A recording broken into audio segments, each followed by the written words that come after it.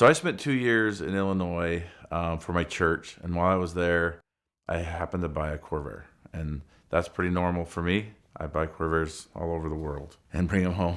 But when I got back home, like this is before I was married, and I actually bought it with a buddy, and he was still out in Illinois, and he made arrangements for me to pick up a truck. It was a 75 Chevy, and it was so rusty you could see through the bottom of the doors the other side. It had a 250 straight six with a horrible miss at an idle that went away when you revved it up. So when I pulled into the guy's house, I knew that the truck sitting there wasn't the right one. Like I knew that wasn't it, but it was. That was the one.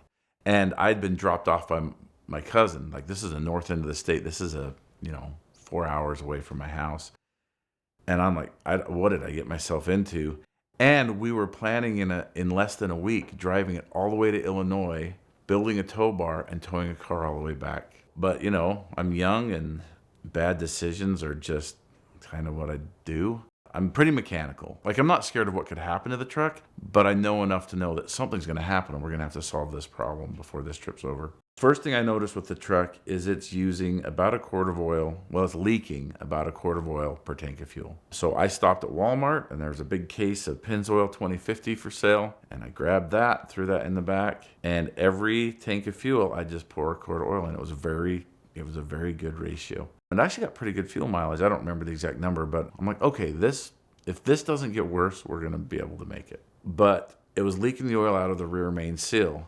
So that meant the clutch was getting a lot of that oil. And it was at the state where it was grabby. It was a switch. It was either on or off. There was no feathering the clutch. And it didn't make enough power to slip the clutch. So we decided to just go ahead. I actually was planning on like changing the spark plug wires, kind of giving it the tune-up. I was even going to change the oil, but I figured that we're doing that already all the time.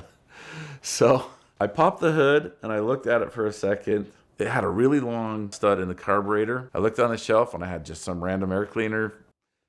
I've lifted the lid, stacked another air cleaner on, put the lid on, shut the hood. So me and my cousin leave from St. George, Utah at 10 o'clock at night. And the top cruising speed of the truck is 65. It starts sounding like it's going to come apart at anything above that. So the trip was incredibly long, but the truck wasn't safe to drive faster than that anyway. And the trip was a lot like you would imagine it. It was just really boring, really slow, and we kind of had that knot inside, wondering if it was going to make it. Like, where is this going to leave us stranded? So we pulled into a gas station at Julesburg, Colorado. We just pulled off the highway and parked at the gas pumps, and it was like right off, and we were there.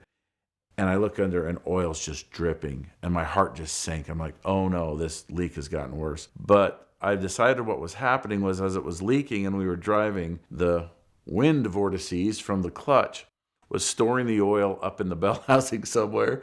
And when we would slow down, then it would come out. And that was the time when I checked the oil, I'm like, oh, it's a quart low. So we made that. I theorized that and felt a little bit better. And we drive straight through. We have no money. We have exactly enough money for the trip between the two of us. And we do have a little bit of a security blanket because my friend, Johnny Boy, that I bought the car with, had sent me a credit card, but he said, don't use it unless it's an emergency. And I'm a pretty responsible guy for how irresponsible I am. So we were trying to stay under that budget. The budget was on the nose at that time in my life. We get to the guy's place in the morning and we've got to build a tow bar for it. So we pull the front bumper off and we match those points and we build a tow bar from scratch. He's got a welder and he's actually a good friend. I became really good friends with this gentleman. But he had another parts car there and we stripped all the parts out of that and we loaded the trunk of the Corvair and the bed of the truck with parts. I'd say another maybe 1,000 pounds of parts above the weight of the car. And mind you, we've had no sleep yet. Like, we're young and we're switching driving and we're supposed to be sleeping while the other one's driving, but we're not. We're not doing that. It's too exciting. We're like two young bucks out in the world, set free, and we're doing this thing that we're all excited about. When we're leaving the guy's house, I'm driving and I shift first gear. And you remember, the truck is like it was so violent. If you tried to leave fast, it was like just a shudder. The doors were going to fall off. So you had to be the right RPM and let the clutch out at the right, but it still was going to grab, and it was going to look like it was your first day driving a manual or first time. Did my second gear shift, and that's a much easier shift. And then I put in third gear, and the truck didn't accelerate, but the engine did. So I just turned to my cousin. I'm like, oh no. And he's like, what? I'm like, did you hear that? And he's like, it sounded like the engine revved. I said, it did. The clutch slipped. But then remarkably, the truck didn't act up at all. All the way across the plains, it ran just fine. And then we got to Denver. And I was thinking about this clutch and this climb we had ahead of us. We were going over scenarios in our mind, like, what are we going to do if this clutch slips? Well, we could stop at an auto parts store and get a clutch and change it. But man, we'd have to buy a jack and all this stuff and all the tools. That would put us way over budget. We'd have to dip into the credit card. So I'm like, I think we should just press through. Let's just see if we can do this. And if the clutch goes bad, we'll get the Corvair running and we'll push the truck up the hill. So we were headed up the hill, and it went up the first part fine. I'm like, hey, we're going to make it. And we dipped down, and we stopped to check something, maybe just a rest stop or something. But it wouldn't take second gear. It was a steep uphill. And so I'm like, well, that's it. And we'd packed parts in the car. Like, we'd strategically really packed this car. So we had to take everything out of the driver's seat and just find a place to stash it. Coordinating was kind of hard because the truck and the load was way too much for the Corvair. But the truck could help a little bit. With the clutch that it had, it was quite difficult. It was difficult to get. But once we got going, it was fine. Manual transmission in both vehicles, but the transmission and clutch in the Corvair worked as it should, and the one in the truck was not working. But when I was in the Corvair, I was driving it without steering because I could totally maneuver the back of that truck. So when we were pulling out of the parking lot, I was helping, and that was panicking my cousin. So he pulled over, and he's like, something's wrong with this truck.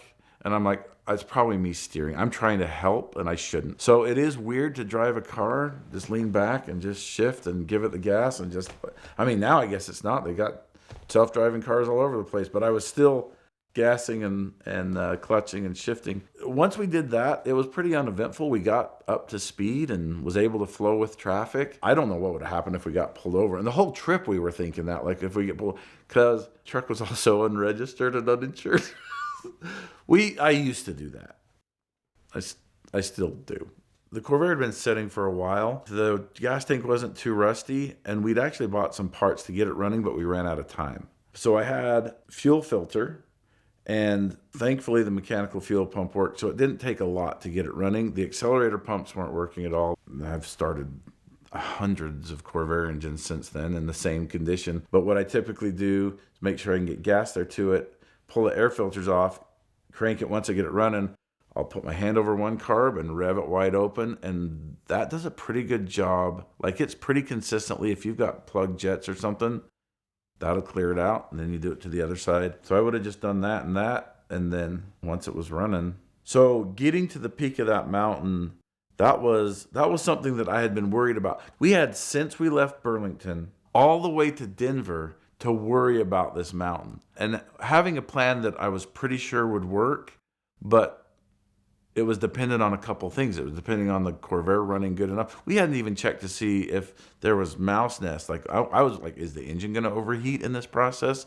Like, what are the things that could go wrong? And all of us had to be back to work. Like, we got bills to pay. It was about 20 miles of pushing. I was very self-conscious, but I don't think anybody really looked at us. There's just a rusty green truck and a fairly rusty green Corvair, and they were just crawling up the mountain. Because I said we were going good, but we weren't we were flowing with traffic in that nobody was going to ram into the back of us, but everybody was passing us. The truck was doing 20% of the work, and the Corvair was doing the other 80. So we had a combined horsepower to the ground of like 100. It must have had a good battery in it. We started it up, and I jumped in there, and I helped that Chevy truck all the way up to the Eisenhower Tunnel. We went through the tunnel, and when we started down the other side, it made the rest of the trip. We made it all the way back to St. George. Once we unloaded everything from the truck, I actually daily drove that truck for like 2 weeks. And then one day on my way to work, I'm just done. It was over.